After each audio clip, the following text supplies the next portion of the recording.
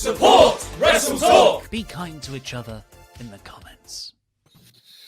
NXT TakeOver Stand and Deliver is in the books, and my goodness me, we had an insane match between Adam Cole and Kyle O'Reilly, which we're going to be talking about very shortly here. Welcome to the WrestleTalk podcast. The WrestleTalk. Welcome to the WrestleTalk podcast review of NXT TakeOver Stand and Deliver. I am Corporate Shopper. I'm joined by Tempest the Wrestler. Subscribe to him on YouTube. We're NXT reviews. We're reviewing NXT, guys. Crazy. Also, We're going to weekly NXT reviews starting on Tuesday because NXT is on Wednesdays because NXT is moving to Tuesday. I keep saying Tuesdays. That's the wrong day. We're reviewing on Wednesday because the show is on Tuesday. We're both very tired. Sorry in advance for this entire review because it's going to be something. But yes, before we get into talking about things, a couple quick things. First, if you want to get in your Ultra Chats, if you want to have your messages read out on stream, you can go to the link that's just underneath me here, WrestleTalk.com/support. You can get those in and we'll read them out before the end of the show. Also, we're sponsored by Beer 52. Hey, beer! Yay! We like that. If you go into the, there's a link in the description and also in the pinned comment. UK viewers only, you can get a free crate of craft beer. God, my words. This is going to be a long stream. Oh, Pete. Come on, we can do it. You can get a free case of craft beer by going to the link in the description, beer52.com/WrestleTalk. And you just have to pay for shipping, which is like £5 if you're in the UK. And you get this whole crate that I got right here. You get that, but for free. All you have to do is pay for shipping. It's great. It's really good. You should go get it. UK viewers only. Anywho, let's get into talking about what we really came here to talk about, because Adam Cole versus Kyle O'Reilly, which main evented night 2 of NXT TakeOver Stand and Deliver, ahead of the NXT Championship match, which I think a lot of people were possibly expecting to main event the show, just because it's the NXT title. It more often than not does. I think the only exception to that has been stuff involving Gargano and Ciampa. I think they're the only people that have superseded the NXT Championship in main events from memory, anyway. Other than the women's championship main eventing on a number of occasions, I believe you are correct. Yes, yeah. So this came in on the very final match of night 2, and first things first, the video package leading into it was fantastic. I know you hated the CGI rain that they put over it. I didn't have as much of a problem when it was like the rain on the ring as Kyle was just kind of laying there. Like that was kind of a cool visual. But when there was just thunder and lightning and rain during their contract signing, I was like, this is just silly. I really liked it. I thought it was really cool and got me really excited for the match. Now, the presentation of Kyle and O'Reilly again. God, of Cole and O'Reilly. They both have new theme music. Neither of them have kept the Undisputed Era theme music. They now have their own music. They're both songs. And that's about all I can say about them. They're quite generic. They're fine. They're not bad, but they are quite generic. I think they're pretty bad. Like, as far as like, if you're just trying to lay down a beat for the sake of like, oh, let's put an actual song over this, I think it's like probably fine. But I mean, these are your two, in theory, biggest stars in NXT, main eventing the biggest takeover you've had in over a year, and they're just coming out to generic theme number 4 and generic theme number 9. You have to do better than that. Like, I don't know if they just need to go and hire a new person to come in and make their music for them, but this is just not cutting it, guys. Yeah, and I feel like, if anything, Cole should have kept the Undisputed Era music, because I feel like, mostly because his whole thing is that he was the guy that has made Undisputed Era. Undisputed Era was him. He's the whole thing behind it. So it fits his character to be like, well, I want to keep the theme music because I am the Undisputed Era kind of thing. And also, boom! What you just did as well. He did it without a song that goes boom in it. and it just didn't feel right. It really didn't. Yeah. Just a normal, regular song, and just boom. Boom. Yeah. How are you supposed to time that with the crowd? The crowd wants to say boom. Yeah. Yeah. Having said that, I feel like that's all the negatives we have out of the way now, because the match itself was fantastic. Oh my goodness. So they started off obviously super duper hot in the match. Really, intense blood feud. Great build. Like we've mentioned, the video package was great. Really set the stage for like this massive big fight feel fight. And they just beat the hell out of each other for ages. It was great. There was all sorts of weapons. Really early on, they set up this chain across the ring. And immediately, as soon as they set that up on the live reactions, Tempest, you were just like, that's going to come in. That's going to be a big spot. That's going to play into the finish of this match. It did. It was Chekhov's gun. That's what that was. They set up and pay off. It's great. Some really like brutal looking spots, like Kyle running across the ring and Cole just yanking the chain up across his neck. So he like whiplashed him off the chain, the thing that was on the thumbnail of this video. Like, looked awful to take. Just so many back and forth, like great spots going back and forth in this match. Loads of weapons, like Brainbuster on the commentary table, and the table didn't break.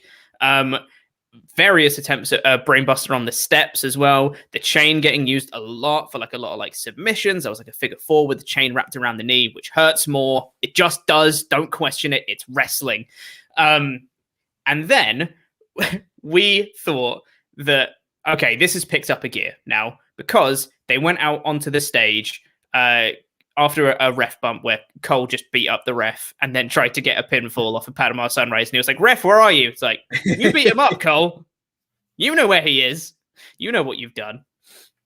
But they went out onto the ramp that was there. Kyle O'Reilly got in a guillotine, and Cole just like not pile drive him, but just kind of dove onto the stage floor, and they went through the stage onto the floor. Really, really cool looking spot. And both of us were like, okay, right, this is the higher gear, right, of the match now. This is great. They're going in towards the finish. And then they just kept going. Yep. they just did more from there on out. It was so good. So many near falls towards the end of the match. Kyle hitting the last shot on Cole as well. They did a great pass out spot where Cole tried to hit the last shot and Kyle just passed out. They actually hit the Brainbuster on the steps, and then Kyle started using the chain, and then there was a chair that got placed upside down, and then Kyle went up the knee and the chain, and then, oh my God, just so much great stuff in this match. And at the end of it, both of us were just like, oh my God, I'm just out of breath. I'm just tired from watching this. It was incredible stuff. Really amazing. It was. And I must make sure that we mention the greatest kick out that I've ever seen after the Brainbuster on the steps. Yes. I think we thought that was probably the finish, and Cole comes in and he pins O'Reilly, and you get 1, 2, and Kyle doesn't even kick out. He just lifts his shoulder off the mat. Mm-hmm. It was perfect kick out. You couldn't have done this spot any better.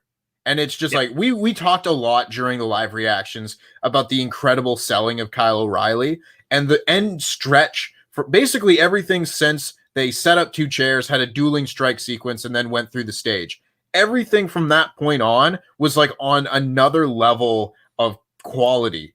And Kyle O'Reilly's selling went from just like amazing to otherworldly amazing. Mm-hmm. I mean, that's what he do. That's what Kyle do. He's a very good wrestler. I thought this was an amazing way to kind of blow off the blood feud for starters, just as a straight, intense blood feud rivalry match. It was great. And also just as the main event of 2 nights of TakeOver, it fit. It felt like a big, huge main event style match. It went on for a lot longer than I thought it would as well. Just because of the time when the match started. I believe it was like just shy of 2 hours long when the match started. I believe it was like 1 hour 50 of the show had gone already. So you're thinking maybe like 20 minutes, but it went like 45. It was insane. But this didn't feel over long as well. Like they packed it with enough action throughout it, and they kept the pacing going really well that it never felt like it was dragging at any point, which I really enjoy it. And genuinely, that's a marvel in and of itself.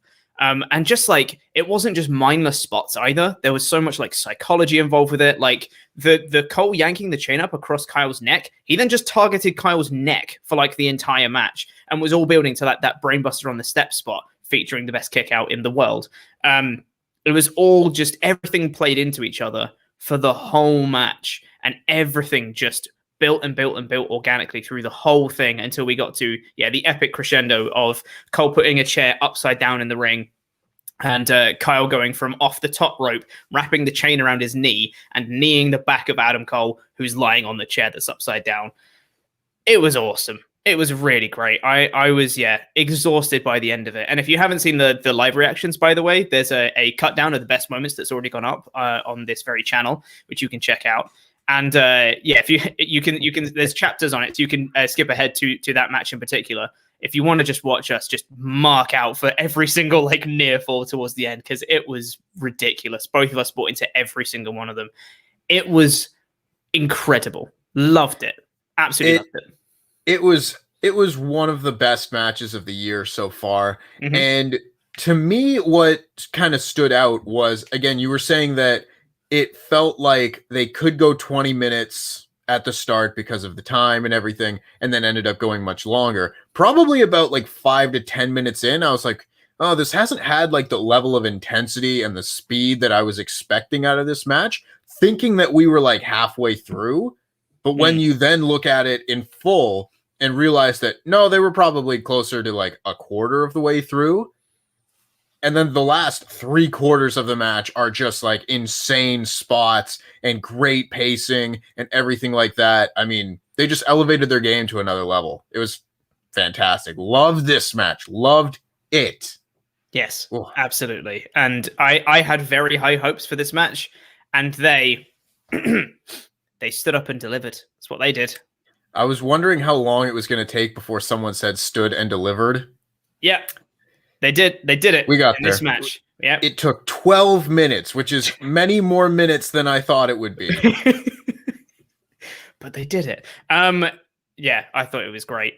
Let's have a look and see what you guys think. Let's get into your Ultra Chats. If you've not got yours in yet, if you want your message read out on the stream, WrestleTalk.com/support. It's the link that's on the screen right there. You can go in and get them in and chat about what you thought about the show. Benny Boy004 said, love the main event last night. Shame they got Keith lead with their music. Still better than Cole's New Japan theme. I mean, his New Japan theme wasn't good, but I mean, it's at least it had some like a little bit of personality to it. It had him saying Adam Cole, baby, a bunch at the beginning. That's more than I can say for this song. Yeah, this was literally, if you think about the most generic wrestling theme song you possibly could, it's about that. It's fine. It's fine. But for Kyle O'Reilly and Adam Cole, two of the biggest stars they've got in NXT, feel like they should have something else. And going from the Undisputed Era's music, which is one of the best theme songs that NXT has ever had, to that, Yeah, I was not expecting them to get the WCW Cruiserweight treatment. It's like, the new guy comes in, it's like, all right, stock music, number 6, that's yours, you know. Yep. And then they never. I hope they get a new song, you know, for God's sakes, because I mean, Rey Mysterio had that Cruiserweight music for years in WCW. Yeah. I'm hoping that they've got someone else in the works, maybe, but I don't have much hope for that one, because they kind of built it up a little bit. Yeah, they don't really have the best track record with their songs in over.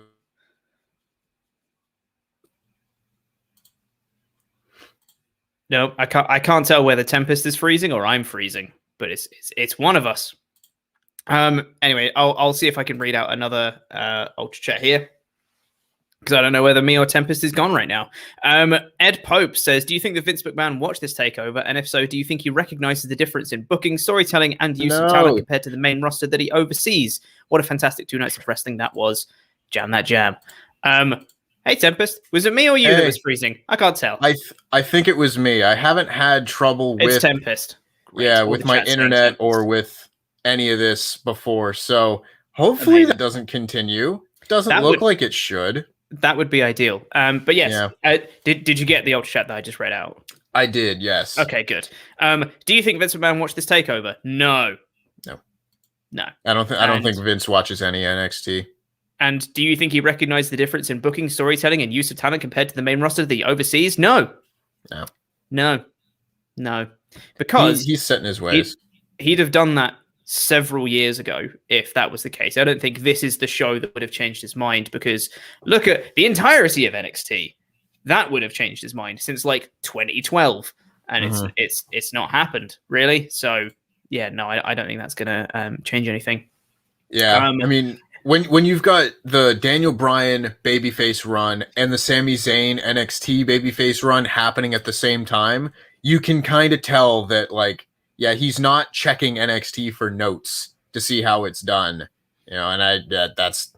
They said a long time ago that that Vince McMahon has seen as much wrestling outside of WWE in his life that we've seen in like the last 2 days. So I don't think that's changed with him getting older. No. Like you said, very set in his ways. Go on more here from Zachary T. Robinson that says, "Hey guys, yet to see Cole O'Reilly, but it's on my to-do list. Definitely watch it. I wonder what's going to happen with Fish and Strong now following the match. What are your thoughts? Also, Chopper, did you ever find out who's Chinese? Hashtag Quizlemania. Hashtag FTF. Hashtag OFE. Definitely not going to say what that last one stands for. Yes, you should definitely watch the match. It's great. And what's going to happen with Fish and Strong? I don't know. I genuinely don't know. We mentioned this very briefly on the live reactions as well, because obviously Fish has such a huge history with Kyle as part of, you know, Red Dragon and all that stuff. But I feel like this whole thing is designed to make Kyle O'Reilly a huge singles star. So for Fish to come back and them to go back into the tag division, I don't think would make any sense.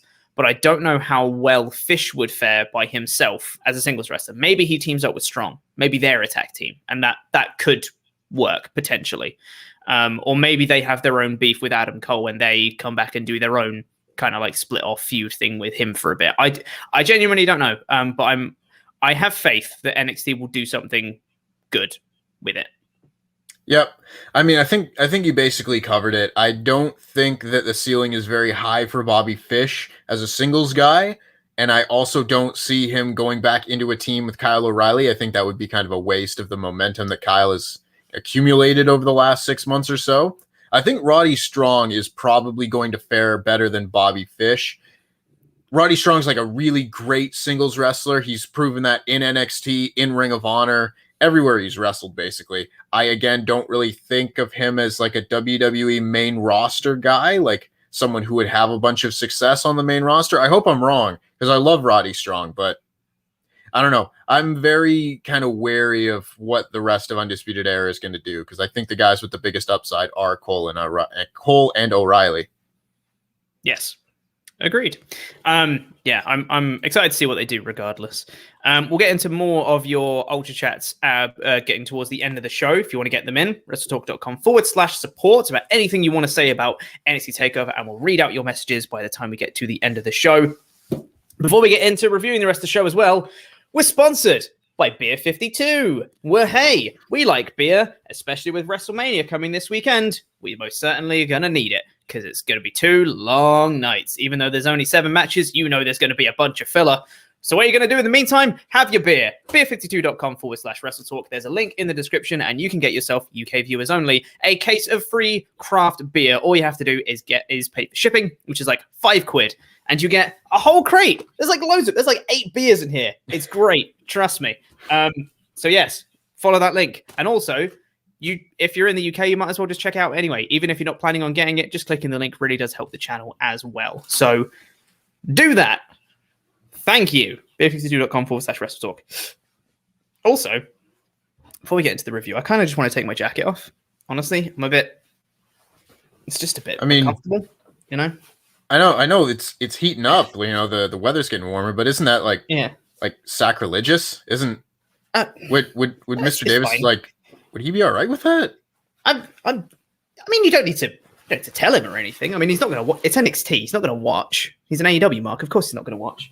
Oh, but, you know, that is a good point. It's fine. I mean, you don't need to tell him or anything, but it's fine. I didn't wear it for the live reactions for both nights. I'm sure it'll be fine, right? It's fine. Right. It's fine. It doesn't matter. Oh, you're right. I don't need it. I just don't want to wear the jacket, okay? Okay, Tempest, can we just drop it? I just don't want to wear the jacket, all right? Okay, right? okay, yep. Great, cool. Let's do it. Right. Anyway, let's get into the rest of the show. Going in chronological order, on night 1, we had a pre-show match of Zoey Stark versus Toni Storm, which was announced for the pre-show. I didn't have particularly high hopes for this match just because I've not seen all that much of Zoey Stark. And I really like Toni Storm as a wrestler. I think she's got a lot of potential. And so I was thinking, well, Toni's going to win, but it'll be a fun little, exhibition match. And Zoey Stark just won, which is really cool. It was a really well done match as well. Like, I got quite invested in it. Really like some solid action between the two. And they still managed to somewhat protect Toni in defeat. And they had Zoey Stark win via roll-up, but it still felt like she deserved the win. It wasn't like a cheap victory at the same time. So I think they did a really good job of putting over Zoey Stark and saying that she's got a future in NXT while also still protecting Toni and still making her feel like a big deal coming out of it as well. It's really good stuff, I thought. Yeah.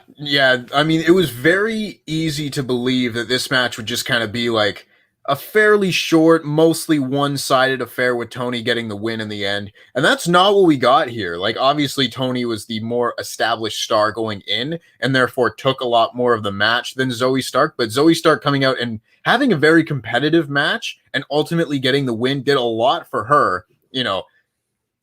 They clearly, like, when they have someone in mind that they want to push in the future, you can kind of tell. And it's not like Toni Storm was going up against like Aaliyah, who's been there forever and still isn't very good, but Zoey Stark is someone that they clearly see a bunch of potential in. And going forward, we were talking about how there isn't like a ton of top women's baby faces to face, Raquel Gonzalez now going forward. Maybe not right away, but Zoey Stark could definitely step into that role with a few more wins. Yeah. 100%, yeah. I don't think we need to say too much more about the match, but yeah, I think it was solid booking. Really looking forward to seeing what Zoey Stark can do. I'm now more invested in her, which, mission accomplished. For that was the point of the match. So yeah, it was great. The actual opener of the main show on night 1 was Pete Dunne versus Kushida, which was a match that didn't have all that much build at all. But regardless, you go, it's Pete Dunne versus Kushida, and everyone goes, okay, I'm into it. Yep. And shock horror, it was a great match.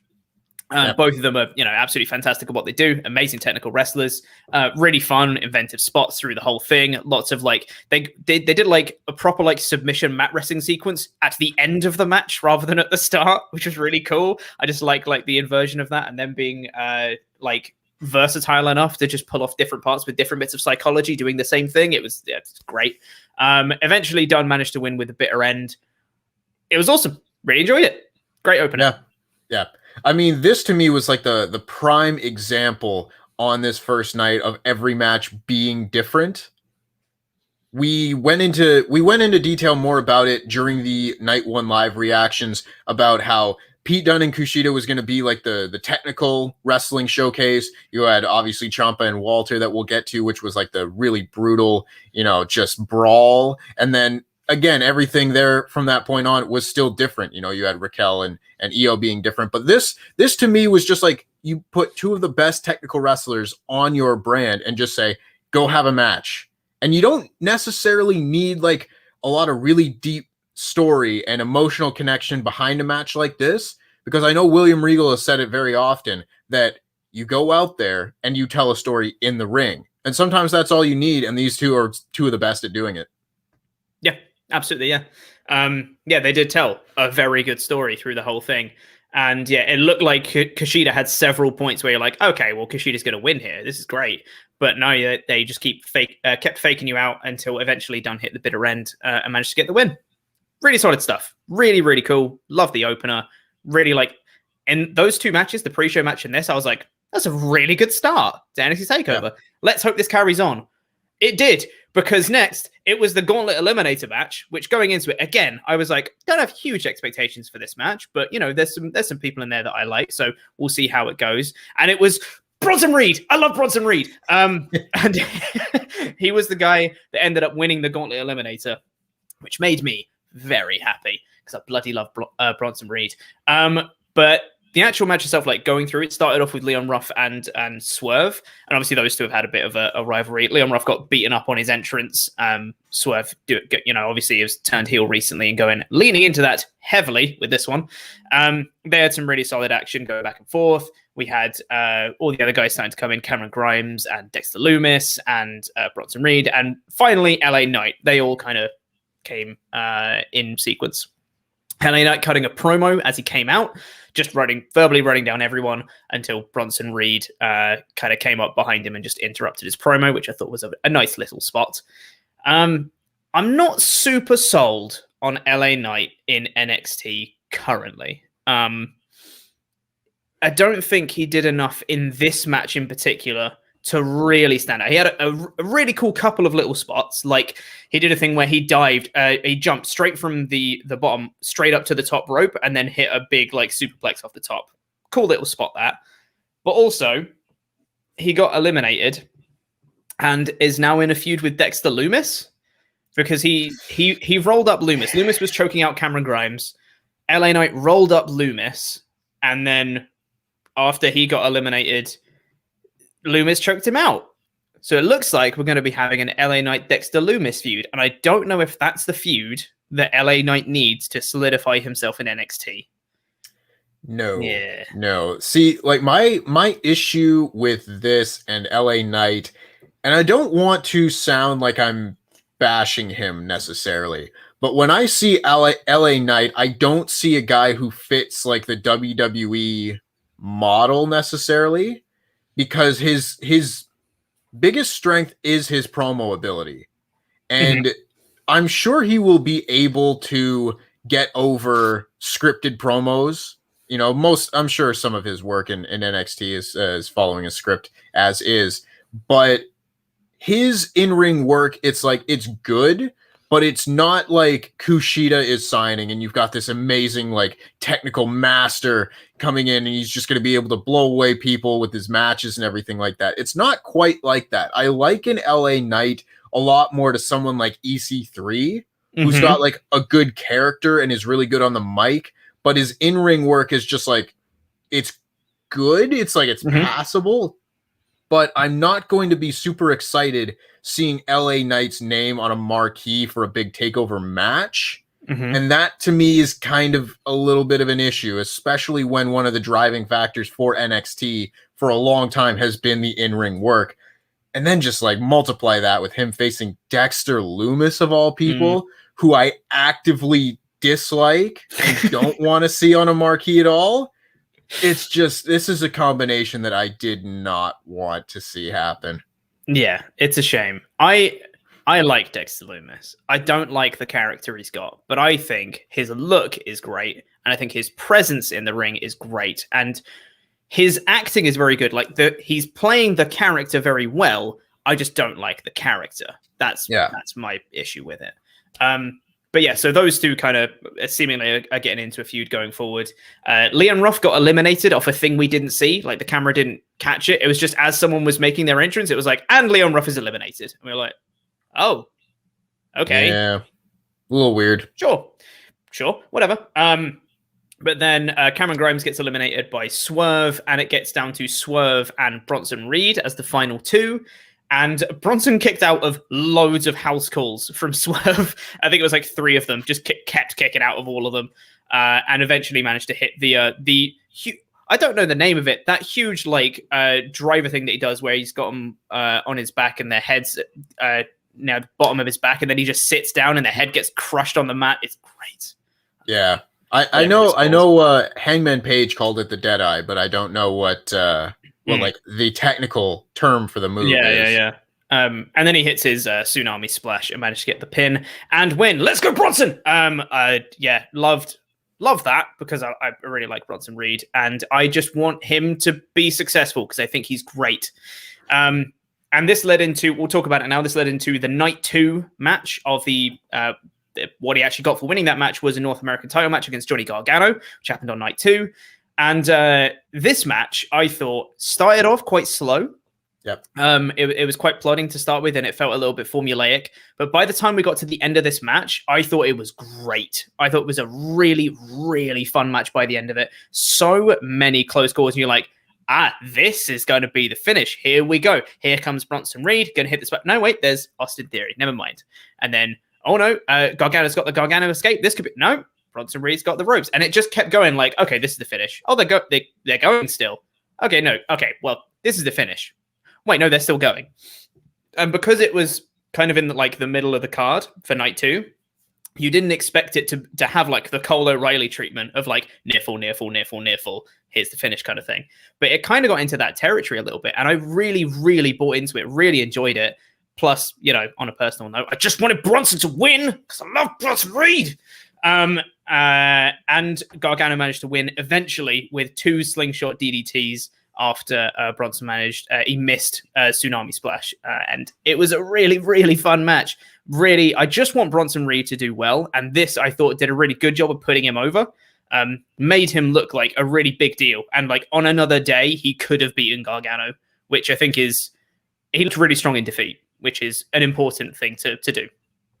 Yeah, I really liked how they did a lot of the selling in this match, where Johnny Gargano hit his like through the ropes spear, and Bronson Reed didn't go down, but he still made it clear that like it hurt him. It's not like it just bounced off him and he felt no effect. He sold his midsection, but it was still clear that like, yeah, Johnny just tried to spear like a brick wall. It didn't quite work out for him. And there was a lot of that throughout the match, and I really did enjoy it.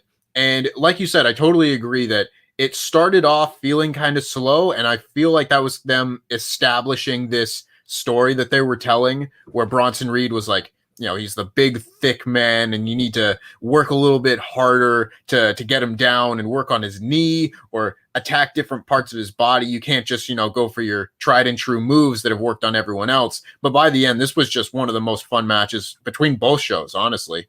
Mm-hmm. Yeah, absolutely. Yeah. And also, this match was one of 5 to feature one of my favorite new additions to NXT. So on some of the matches, mainly the title matches, they introduced these little stats graphics. Just as they're introducing, they get into the ring and then they do their introductions, and from wherever they are, how much they weigh, and here's their name. They had the little stats page come up on the side, and they say, their finishing move, the build height, all that jazz. And then they had intangible. The intangibles was what got introduced. So for this match, Bronson Reed, the intangible that Bronson Reed had, the intangible advantage that Bronson Reed had, agility. I mean, that's not, wouldn't be my first pick for Bronson Reed. Agility? Surely you'd think, power or thickness with 2 C's, obviously. Strong base. Yeah, like there's lots of things that you immediately think of when you think of Bronson Reed, and also agility is tangible. It's not intangible. It's something you can even measure. Like, I didn't even thought of it that way. Oh, it's quite tangible. It's you even can tell better when someone's agile. Oh, goodness me. I love it even more now. Yeah, Johnny Gargano. So we had Bronson Reed, intangible, agility. Johnny Gargano, adaptable. Which, sure, he might be adaptable. Makes sense. If the first one's agility, shouldn't that be adaptability to fit with the actual phrasing of it? Oh, God. The intangibles was my favorite bit of the entire show. That's a lie. The matches were better, but it was so funny. I so badly want to know how all of this comes together. Like, I want to know if it's just like Triple H and Shawn Michaels just messing around backstage, like, well, you know what? Let's go with agility for this one and adaptable for this one. Shawn, that doesn't make sense. Shut up. Doesn't matter. Shut up. It's fine. I need to know whose job it is to come up with the intangibles because this is just amazing. Mm-hmm. There are big guys that you would think of as being like agile. Like Umaga was pretty agile. He moved around a lot. Keith Lee is very agile. Yeah. Dominik Dijakovic could be described as agile. I would not describe Bronson Reed as an agile man. I mean, he's pretty agile for a big man, but like that's not like his big thing that he has. Like Keith Lee's thing is that he's a big, powerful lad, but he also does all the flips and the moonsaults and things. Yep. Whereas like Bronson Reed is like, he's a big man. He can do like a big splash and stuff like that. He did a cartwheel in this match, but like that's not his big selling point. His big selling point is he's colossal, or as I prefer, he's thick. Much better. But yeah, big thick boy. We'll talk more about the intangibles later. But going back to night one, we then had Walter versus Tomasso Ciampa for the NXT UK title. Goodness me. This was match of the night for night one, for me anyway. And God, they beat the ever-loving crap out of each other for ages. It was the best. And when you look at something like Walter's match with Ilya Dragunov, that was literally just like, we're going to kill each other for a bit, and then I'll pin you. All right, that's the match. That's it. This one was we're gonna beat each other up for ages, but we're also gonna tell a story while we do it because we can do that. Ciampa was working over Walter's hand for the whole thing, so that he couldn't chop with his right hand. That's Walter's thing, and he couldn't chop with his right hand because he tried to do a chop early on.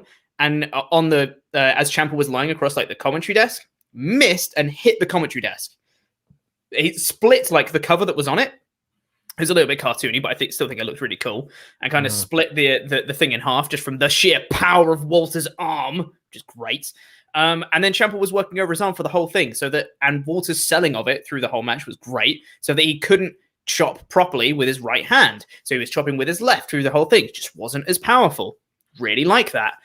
And then it all built up and built and built and built to the point where it got towards the finish. Walter just got this huge like suplex, just grabbed him around the neck and just threw Ciampa across him in this like suplex. Ciampa got up and he just hit a massive chop with his right hand, full power, just bang, and then pinned him off the chop. And it was perfect. I've seen some people being quite down on the fact that it ended with a chop. But that's Walter's thing, and they built to it organically through the story of the match. Like, there's not many people that can pull off a chop as a proper finish. Walter is one of those people, and I think this worked so perfectly, and the entirety of the rest of the match was so much fun. That's just like a small portion of what was great about this match, and we don't have enough time to go through everything because that would just describe the whole match. But it was just so physical, so brutal for the whole thing. It all just worked so well together. I loved it. Yeah, I mean, if you complain about this match ending with a chop, like that's fine. You're entitled to your opinion, but I don't know that we could be friends after that. This was just, I've ranted and raved about Walter over the last 2 days, just being like a perfect pro wrestler. And this to me, it wasn't like a perfect match. Like it wasn't perfect, but it was everything I wanted it to be. Like this was just so much fun. Again, it was so different from anything else on the card, on anything this week, really. It was just so totally unique, and the storytelling and the build to just one chop at the finish. Oh, it was so good. I love these two together. Oh, we also didn't mention Ciampa, bald head, big improvement. He shaved his head. He doesn't have the hair. He shaved his head. Oh, he's de-aged by 30 years. I love it. Great stuff. Yeah, everything about this was just superb. Walter is just the friggin' man. Just excellent. Yep, absolutely perfect stuff. Really enjoyed this. And also, the most important part, we had intangibles for this match because Tomasso Ciampa was psychotic. Okay, sure. And that's a bit more intangible. I can guess that. You can't really measure how psychotic someone is, I guess, in wrestling terms anyway. Walter, Unbeatable. Yeah. Ciampa should have just gone home. Yeah. I mean, just can't beat him. You just look at the graphic and be like, oh, he's unbeatable. All right. Well, I tried. Yeah. Yep. Oh, well. On your way. Not much I can do. See you later. And he proved that by winning. Yeah, those ones aren't quite as bad. There's a couple others that we'll come to that are much worse. So yes, we had that one. Then we had the triple threat tag title match. I realized that we're currently going to run over on time if we don't speed things up a little bit. So let's do that. We had MSK versus Grizzled Young Vets versus Legado del Fantasma for the vacant tag team titles after Danny Burch got injured. Love this match. Again, like you said, so much variety on this show. This was just really fun, fast-paced action. Just spot. Basically through the whole thing. It was great. And I really liked towards the end of this as well. They seem to be setting up that like Grizzled Young Vets and MSK are like the we're destined to do this forever teams things. And they had their own kind of like finishing sequence together as Legado had already been taken out. And MSK managed to pick up the win, which was cool. I personally would have gone with Grizzled Young Vets winning and then having MSK beat them down the line for the titles. But this still is fine. I really like MSK. They're a great team. It was a really fun match. It's great. Yep. I mean, you hit the nail right on the head. I really like how these two teams are being set up to do this forever and be the long-term rivalry, because that's been what's missing from the NXT tag division for like a year, basically. And it was so good. Again, so different from anything else on the card. I really, really love MSK. I'm really happy to see like a real proper tag team on top of the tag division in NXT, because it's what has been missing for so long. Oh, it's just so much fun stuff. I really, really enjoyed this match. This was the one I was looking forward to the most on night one.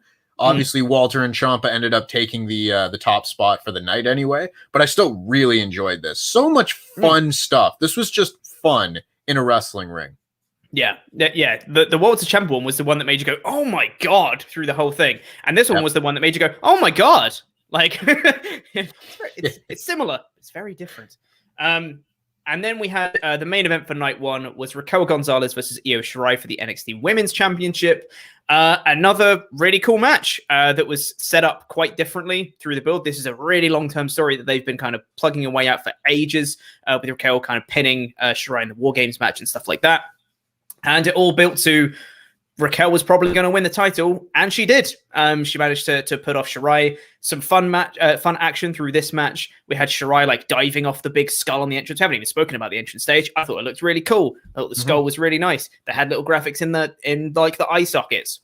It's a good looking stage. Liked it. We had Io diving off the skull. It's a huge dive. Looked like a rough landing. Yeah, it did. Yeah. But Raquel managed to win fairly dominantly. And she's the new NXT Women's Champion. And I think NXT's done a very good job in making her a star. I think they've done a really, really good job. Yeah, absolutely. I mean, I haven't been super invested in the NXT Women's Division over the last year, which has been a shame, because, I mean, the NXT Women's Division is probably the best women's division anywhere, besides maybe like Stardom or something like that. And honestly, ever since Rhea Ripley was beaten at WrestleMania last year, it just kind of felt like the NXT Women's Division just kind of was put on the back burner.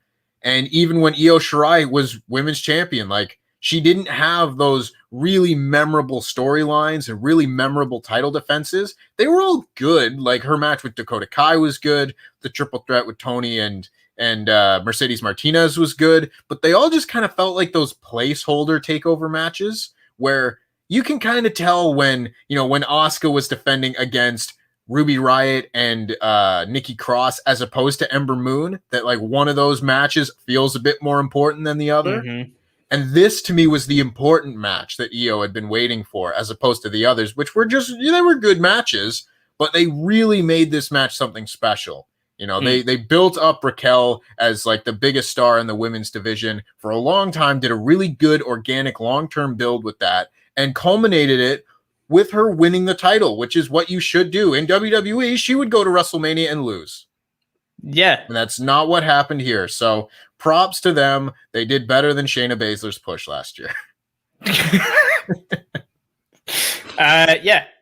Really enjoyed it. And it was a really cool way to end night one, I thought. Night one, great night of wrestling. Loved it. I think there was the one really good standout match of Walter versus Ciampa, but everything on the card was great. There's really so much variety, so much stuff to enjoy across the whole night. Thought it was awesome. Going into night 2, we had the pre-show match of Killian, Dain, and Drake Maverick versus Breezango, with the winners getting a tag team title shot against the new tag champions MSK. This was a match. This felt like a TV match to me. It never really picked up. It didn't feel like it was special in that many ways. It was a match, and Dain and Maverick won. Yeah. There you go. It really was just kind of like another match, you know? And that's disappointing because you would think that takeovers have a bit like higher expectations on them, but I don't know. Like Zoey Stark and Toni Storm was a pre-show match, and we enjoyed that far more than this one. This was just a match, unfortunately. Yeah. Across both nights, this was the weakest match for me, for sure.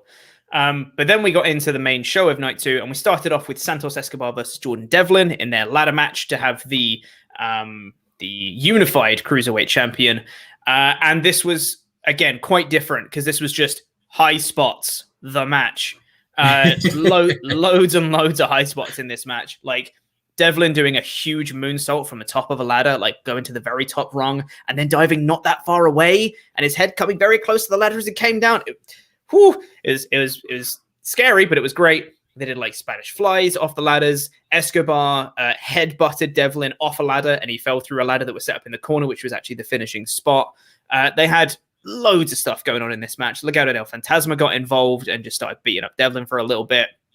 Loads of stuff in this match that was really, really fun, very fast-paced, loads of just high spots and crazy action. And Santos Escobar picked up the win and is now the unified cruiserweight champion, which I think is a good decision. I quite like the fact, because I think if Devlin won, it would have made Escobar just feel like, oh, he was always the interim champion before they could get Devlin back, and that's it. Whereas this makes it feel like, no, he's actually just really good. He deserves to be the champion kind of thing. So maybe they're going to have Devlin recapture it at some point, but I think Santos winning here is actually the right call. That is a good point that I actually hadn't considered up to this point.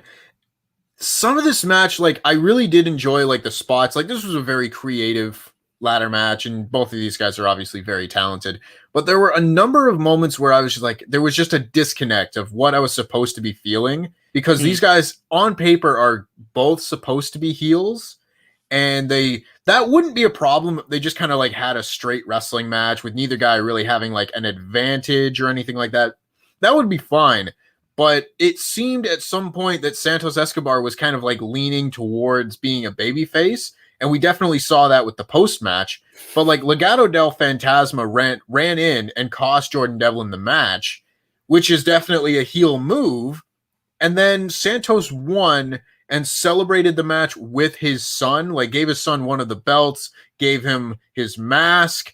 And I was like, am I supposed to be booing this child? You know, like there was just yeah, and that's just weird. Like there was just a disconnect there, you know, like if they just took out the son thing at the end, I don't think I would have had like any issue with any of this. But that was just such a weird, like why would you do that? You know, like I don't want to see the heel celebrating with his young child. I don't know, just odd. Yeah, it was something. Before I forget as well, they didn't have any intangibles for this match, but they did have intangibles for the Io Shirai Raquel Gonzalez match, which we've already spoken about. Raquel Gonzalez, powerhouse, which I guess is strong. Right. Yeah, she's strong. I still feel like that is quite tangible, but you know, that's fine. You can measure someone's strength quite easily. Io Shirai, fearless. So is that a noun or an adjective? They keep flip-flopping between nouns and adjectives for what these intangibles are, and it's tripping me out. Yeah. It's really odd. Like, we noticed that, I think, in the Bronson Reed, Johnny Gargano match. Yeah. Of just like, one is agility, the other is adaptable. Why aren't these uniform? What was I going to say? That wasn't the worst one, though. That wasn't the worst intangible. That came to the next match, because the next match was the NXT Women's Tag Team title match between Ember Moon and Shotzi Blackheart versus The Way. Out of the main show matches, I thought this was the weakest out of them.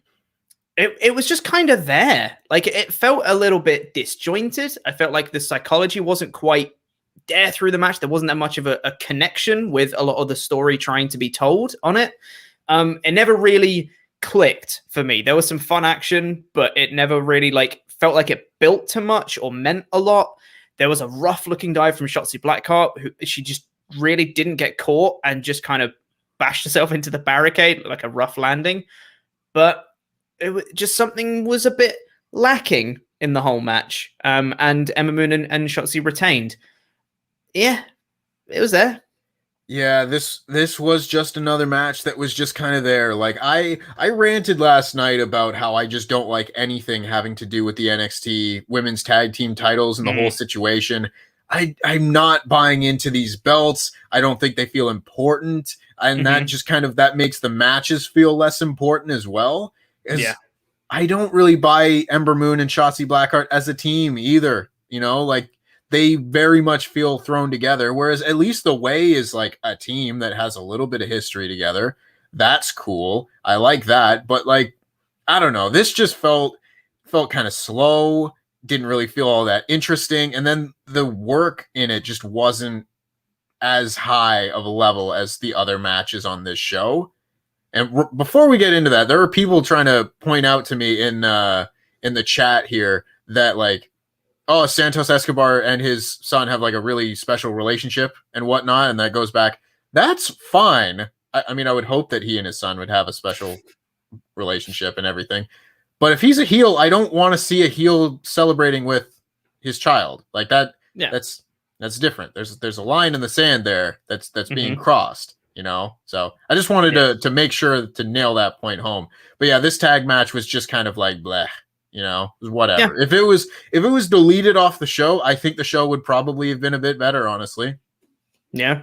I mean, if this had happened on an episode of NXT, I think it would have been like, oh, this is a pretty good match. Like, it's a really fun, really solid, good TV match.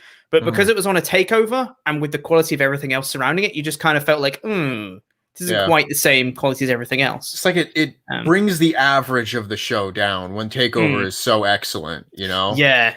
That's just the thing you have with TakeOver, is that you have such high expectations because it's TakeOver. And if the match doesn't reach it, then it just feels like a bit worse than it actually is, I think.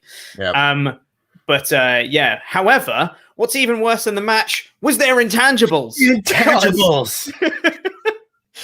Because Ember Moon and Shotzi Blackheart, their intangible was fiery and ballsy. Great, fiery, ballsy of fire.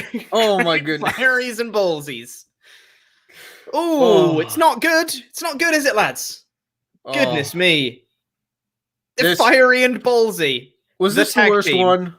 Was this the worst one? Fiery and ballsy. Fiery and ballsy's pretty bad. I think The Way's might be even worse, because The Way was entitled and conviction. Is it a noun or an adjective? Sort it out. God. Oh my God, I'm crying. Oh, it just winds me up. It makes no sense. Oh God, it's so good.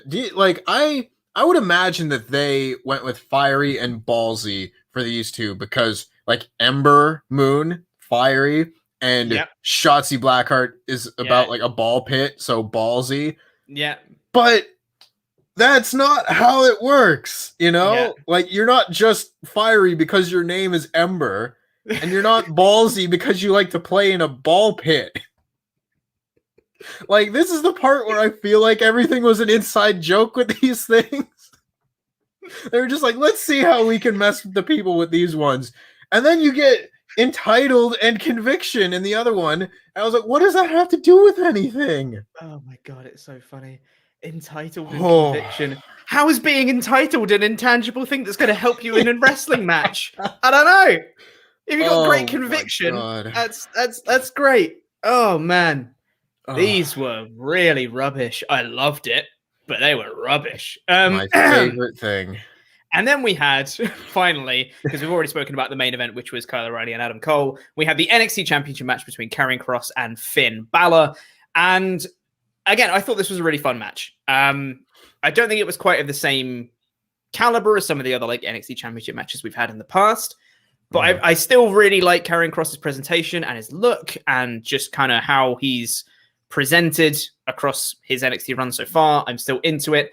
And I felt like this to me felt like a little bit of a soft reset for Kross, because since he got injured and came back, he's been a little bit rudderless with his kind of direction in NXT. This felt like, okay, this is where he was supposed to be when he won the NXT Championship from Keith Lee before. He's now back at the same spot again, and now they can kind of do whatever they wanted to do with Kross before. Now's the time they're going to do that from here. So I'm still quite interested in Kross. They still definitely they've retained my intrigue about him, and I'm looking forward to see what he can do on NXT going forwards. And I thought this was pretty fun in terms of action in the match. I thought this was pretty cool. There was a couple of really brutal looking spots, like Balor hit a coup de grace and just stomped on him, just straight up. There was a couple of really rough looking Saito Doomsday suplexes from Kross as well. Balor just like landed on his head. Couple little things where like Kross kicked out of I think it was out of the coup de grace actually, and went straight into the choke on the back, which is really cool. It was a really fun match, really fun match. I enjoyed it a lot, and obviously Kross won. I should point that out. He's the NXT champion now. Yeah, kind of important. But yeah, to me, a few things about this match. I think that knowing that Kross was eventually going to get back to this point made me care about Finn Balor's title reign a little bit less. We talked about it last night, how Finn didn't really have like that much of a character. He's the Prince, and that's just about it. There wasn't anything else there. And knowing that WWE would just want to get back to where they were when Karrion Kross got injured, I think detracted from his reign, at least in my eyes. The matches were still good, but it didn't have that same feeling of greatness that like his first NXT title reign had. That being said, as far as like the match itself, I think that Karrion Kross, this was probably his best match since debuting in NXT. That being said, I definitely still think that there is work to be done with him as far as like an in-ring competitor. He's still a little bit clunky to me, but again, that's what NXT is for. You're going to have your guys like Finn Balor and guys like Adrian Neville, Sami Zayn, Kevin Owens, whoever comes in that have been wrestling for like 10, 15 years. Karrion Kross isn't that way. He's only been wrestling for like a few years, and he's got so much potential. So that just makes it like that much more exciting that once he gets to that point, he should be like one of the top stars in the business. It'll just be a matter of if he can capitalize on that potential. So we'll see. But good match. Sure. Really enjoyed it. Yep. Really great. And then that led into the main event, which was the Adam Cole Kyle O'Reilly match that we've already spoken about. But before that, we did have the intangibles for Kross and Balor as well, because Kross, dominant striker. That's what he had. Dominant striker. Striker. Wins with those dominant strikes. Yep. The elbow thing, or the forearm to the back, that's a pretty dominant strike. I'll give you that. Yeah. That one's not as bad as Entitled and Conviction or Fiery and Ballsy. And then Finn Balor is cold-blooded. Yes. The like demon. Demon. Demons. Notoriously cold-blooded. Those demons. Oh. Anywho, hey, I've seen media where like the devil and demons or whatever, they live cold. Like hell is actually cold as opposed to hot. But I don't know. It seems a little bit odd. Randy Orton could be cold-blooded. I would like that as his intangible. But Finn Balor, I don't know. Just picking words out of a hat. Yeah, they really did. They really went to randomwordgenerator.com and it was just like, oh, just pick something. Yes. So that was the show overall. I thought that night 2 overall was of slightly lower quality than night 1 in terms of consistency across it. However, it did have the best match of the 2 nights with Cole and O'Reilly.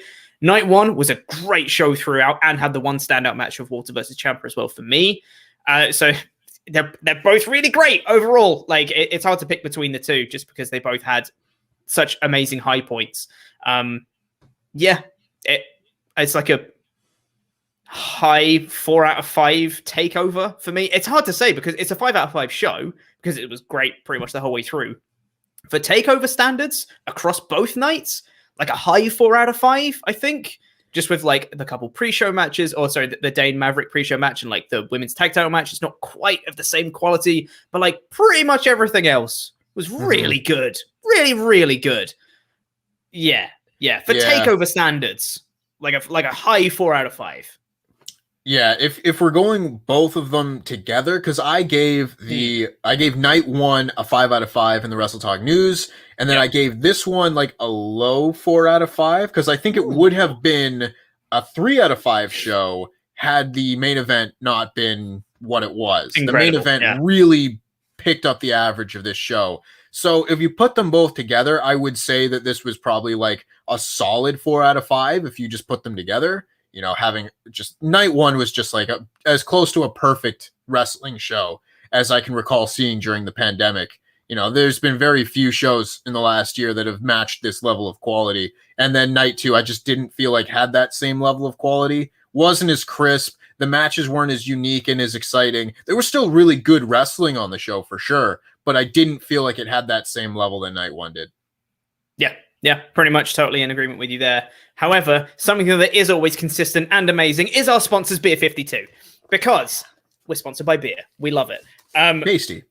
For UK viewers, if you go down in the description or on the pinned comment, if you're watching live, beer52.com/WrestleTalk, you can get yourselves a free crate of craft beer.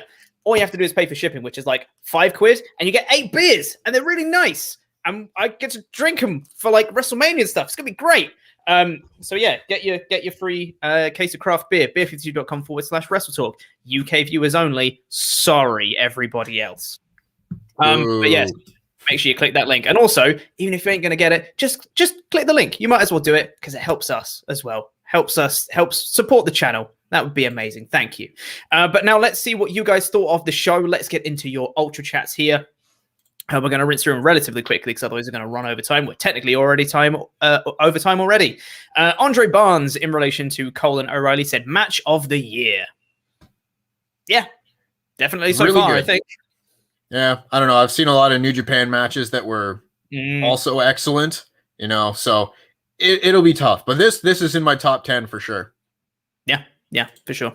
Jay Zephyr says, late to the show, but wanted to ask, did anyone else find the crowd for the main event a little obnoxious? The chance of break his neck during the chair around Kyle's neck really pulled me out of the show. I will say that is a slight benefit of doing a live reaction stream and having to listen to Tempest to make sure I can hear all that stuff is I don't have the volume on the show super duper loud. So I didn't actually get most of the chants that the crowd were doing. I can tell when they are chanting, especially if it's like a loud one. But yeah, I didn't actually get that. That is kind of nuts. I don't know if I do like that necessarily. Yeah, kind of goes against the psychology of the match. Yeah, that's a little borderline CZW, ECW for my liking. You know, I don't like the idea of a bunch of like 30-year-old men in Florida chanting to break someone's neck in a wrestling match when it's WWE. I don't know. Yeah. I don't like that. Something about that is just yucky. It's like you're part of the experience of the show. And I think, obviously, you can say what you feel, 110%. But when the point of the match is designed to get Kyle O'Reilly over as a big single star, and you know that going in, you know that that's what they're trying to do, actively going against that is kind of not a great thing to do, personally. Yeah. That's just what I'd say. But hey-ho. Magnus comes in to say, the song doesn't go boom, boom. Boom. Boom. No, it doesn't. Sorry. Magnus again comes in to say, Cedric Alexander has a similar kick, had a similar kick out as O'Reilly, but I think it was on 205 a long time ago, so I guess not many people have seen it. But people should seek it out and try to find it. His shoulder was even lower than Kyle's in the kick out. Well, it sounds excellent. Yeah. I'm sorry that it was on 205 Live. Yeah, and Cedric's a great wrestler, so, you know. Oh, yeah. Some general NXT Ultra Chats here. Brendan Harris says, hi guys, with Finn losing the title, do you see them moving him up to the main roster or keeping him in NXT till they can have that Walter match we were robbed of last year? Also, while I agree Cole's music is garbage, I actually enjoyed Kyle's. Fair enough. There you go. Yeah. I hope they do Balor Walter. I think that would be great. I just really want to see that match. I can totally see him at least challenging for the NXT UK title before doing whatever else he's going to do, whether that's main roster, whether that's whatever else he does. I think that's definitely something that should happen, I think. Yeah. I mean, get as many matches out of Finn Balor in NXT while you can. There's still like a bunch of guys that he still has yet to wrestle. So just, take advantage of that, because he probably won't come back for a third run in NXT. That would be nuts. So yeah, let's see some more matches while he's here. Yeah, for sure. Justin Smith says, looking at all the articles last night, people are sleeping on the best match of the night. Santos Escobar, the best name in WWE since ever, and Jordan put on a banger that stole the show for me. The story they told plus the crazy spots. What a match. I thought it was great. I don't think it was as good as Colin O'Reilly or as Walter versus Ciampa, but it was still a very fun match. I agree. Yeah, I mean, I think that basically covers it. Like, it was really good, but I don't know. I would watch Adam Cole and Kyle O'Reilly like 10 times over before I watch that match again. Yeah, it's like it was just main event was just that good. Kodiak 1984 says, I see LA Knight not being in the WWE mold, but as he is a great promo, he needs time to establish a character. So keeping him away from either titles, him losing here is the correct route to build him up. Once he establishes his character, he can take off. I mean, we'll see. I mean, again, my issues with him are not character and promo work. It's his in-ring ability. Just that he's good, but not like amazing, like so many of the people who have been the top stars in NXT have been. And yeah, I don't know. That's my goal for watching NXT, is to see like really great matches. Obviously that's not the same goal that other people might have. Some people are more interested in seeing promos and storylines and character work and whatnot. There's people who want to see Dexter Lumis, so everyone's got a different opinion, but that's mine. Kodiak 1984 again just says, just to add, Dexter Lumis is probably the ideal feud to go to with going out of this event. If it builds him up to be a future star, I'm all for it. I think WWE NXT have him as a future star. LA Knight, that is. Well, I will say that I disagree. Simply, there we go. Agree to disagree. Dave Donaldson says, intangibles were my favorite thing of the whole takeover. Yeah. WrestleMania needs to get these in their graphics pronto. Finn Balor was cold-blooded. Lol. Sure he was. Why not? Yeah, why the hell not? Also, I feel like that should be our name now. I feel like the NXT duo is the Intangibles. That's what we are. I like that. I like that. It's kind of like the Expendables, but the Intangibles. Yeah. We are the Intangibles. Yeah. It's perfect. That's perfect. Put it on a shirt. Come WrestleMania Night 2, because I believe the Gauntlet match is going to be starting off with myself versus Tempest in the opening match of the night. Does that mean we get the Intangibles explode storyline? Ooh. It's a solid, quick turnaround for the Intangibles to explode. Coming together at the end of a stream on Friday and exploding at the beginning of a stream on Sunday. That's pretty ambitious, but I think we can do it. I think we can make it work, you son of a bitch. God, hate you. Hate your guts. God, I've wanted to fight you for so long, Pete. Yeah. It's been 3 straight streams. Unacceptable. How will they coexist? Justin Smith says, disagree. Santos match was well booked. They used the Ring of Honor formula where the more over heel or cool heel hams up the cool heel act, cheating but not doing overly evil stuff. AEW does this a bit, but Ring of Honor perfected it. Santos looked like an absolute star. I disagree, because he did do overtly very, very heel stuff. Legado del Fantasma came out and beat up Jordan Devlin. So he's still the cool heel. And I think if they didn't have Legado come out and help, then I think we'd be okay with the whole like he's just a cool guy, kind of thing. He just won and he's celebrating with his son afterwards. Cool, great. But it was because they had the very, very heel tactics of Legado coming out and costing Devlin the match. He was the overt, very, very heel character, and then it was like, also he's got a kid. Way.